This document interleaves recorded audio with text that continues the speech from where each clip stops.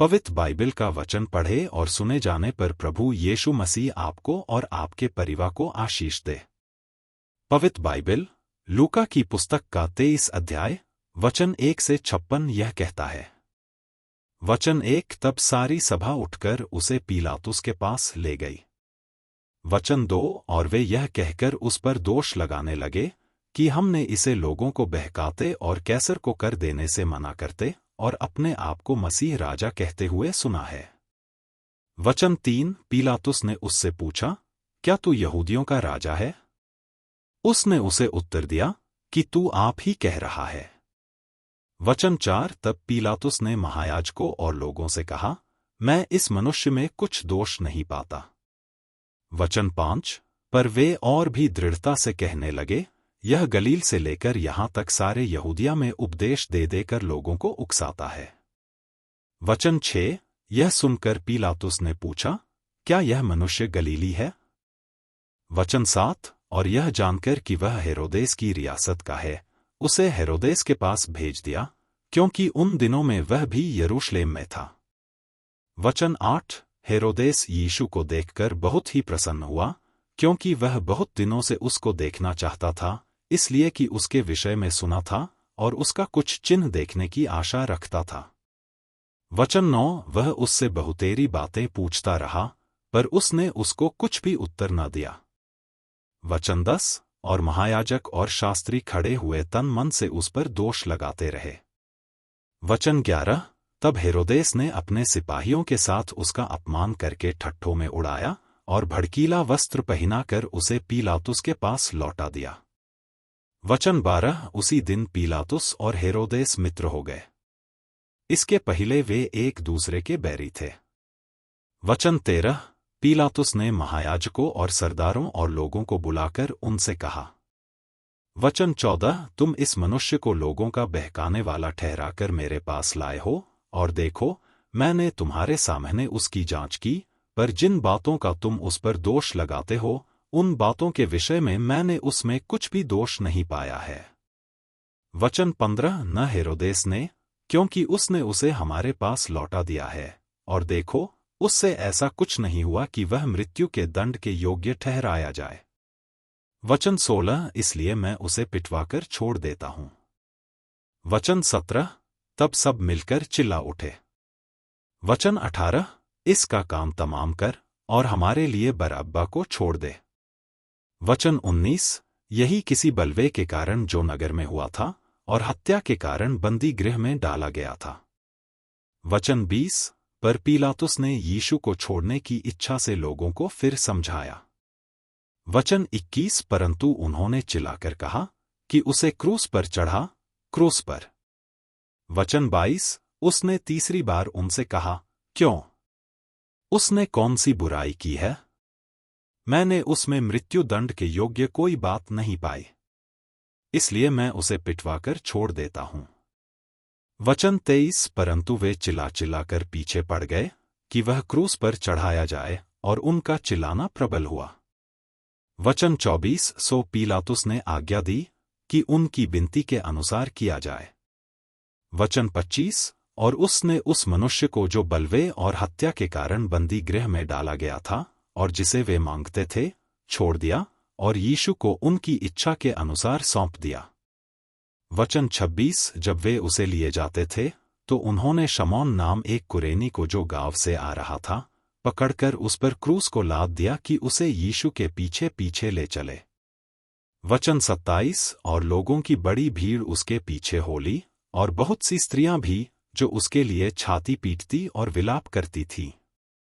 वचन 28 यीशु ने उनकी ओर फिरकर कहा, हे यरूशलेम की पुत्रियों, मेरे लिए मत रोओ, परंतु अपने और अपने बालकों के लिए रोओ।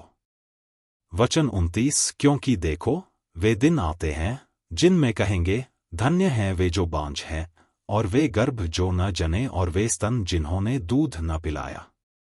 वचन 30 उस समय वे पहाड़ों से कहने लगेंगे कि हम पर गिरो, और टीलों से कि हमें ढांप लो। वचन 31 क्योंकि जब वे हरे पेड़ के साथ ऐसा करते हैं तो सूखे के साथ क्या कुछ न किया जाएगा। वचन 32, वे और 2 मनुष्यों को भी जो कुकर्मी थे उसके साथ घात करने को ले चले। वचन 33, जब वे उस जगह जिसे खोपड़ी कहते हैं पहुंचे, तो उन्होंने वहां उसे और उन कुकर्मियों को भी, एक को दाहिनी और दूसरे को बाईं और क्रूसों पर चढ़ाया। वचन 34, तब यीशु ने कहा, हे पिता, इन्हें क्षमा कर, क्योंकि ये नहीं जानते कि क्या कर रहे हैं, और उन्होंने चिट्ठियां डालकर उसके कपड़े बांट लिए। वचन 35, लोग खड़े खड़े देख रहे थे, और सरदार भी ठट्ठा कर करके कहते थे कि इसने औरों को बचाया, यदि यह परमेश्वर का मसीह है और उसका चुना हुआ है, तो अपने आप को बचा ले। वचन 36, सिपाही भी पास आकर और सिरका देकर उसका ठट्ठा करके कहते थे। वचन 37, यदि तू यहूदियों का राजा है, तो अपने आप को बचा। वचन 38, और उसके ऊपर एक पत्र भी लगा था कि यह यहूदियों का राजा है। वचन 39, जो कुकर्मी लटकाए गए थे, उनमें से एक ने उसकी निंदा करके कहा, क्या तू मसीह नहीं तो फिर अपने आप को और हमें बचा। वचन 40, इस पर दूसरे ने उसे डांटकर कहा, क्या तू परमेश्वर से भी नहीं डरता? तू भी तो वही दंड पा रहा है। वचन 41, और हम तो न्यायानुसार दंड पा रहे हैं, क्योंकि हम अपने कामों का ठीक फल पा रहे हैं, पर इसने कोई अनुचित काम नहीं किया। वचन 42, तब उसने कहा, हे यीशु, जब तू अपने राज्य में आए तो मेरी सुधि लेना।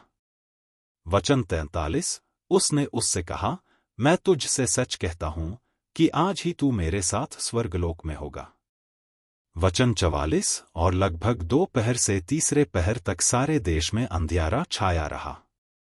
वचन 45, और सूर्य का उजियाला जाता रहा, और मंदिर का पर्दा बीच में फट गया।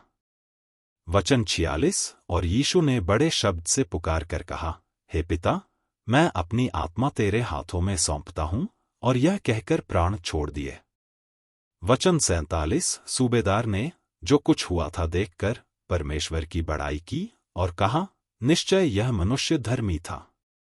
वचन 48, और भीड़ जो यह देखने को इकट्ठी हुई भी इस घटना को देखकर छाती पीटती हुई लौट गई। वचन 49, और उसके सब जान पहचान और जो स्त्रियां गलील से उसके साथ आई थीं, दूर खड़ी हुई यह सब देख रही थी। वचन 50, और देखो यूसुफ नाम एक मंत्री जो सज्जन और धर्मी पुरुष था। वचन 51, और उनके विचार और उनके इस काम से प्रसन्न न था, और वह यहूदियों के नगर अरिमतिया का रहने वाला और परमेश्वर के राज्य की बाट जोने वाला था। वचन 52, उसने पीलातुस के पास जाकर यीशु की लोथ मांग ली। वचन 53, और उसे उतारकर चादर में लपेटा और एक कब्र में रखा जो चट्टान में खोदी हुई थी, और उसमें कोई कभी न रखा गया था। वचन 54, वह तैयारी का दिन था और सप्त का दिन आरंभ होने पर था। वचन 55, और उन स्त्रियों ने जो उसके साथ गलील से आई थीं, पीछे पीछे जाकर उस कब्र को देखा, और यह भी कि उसकी लोथ किस रीति से रखी गई है।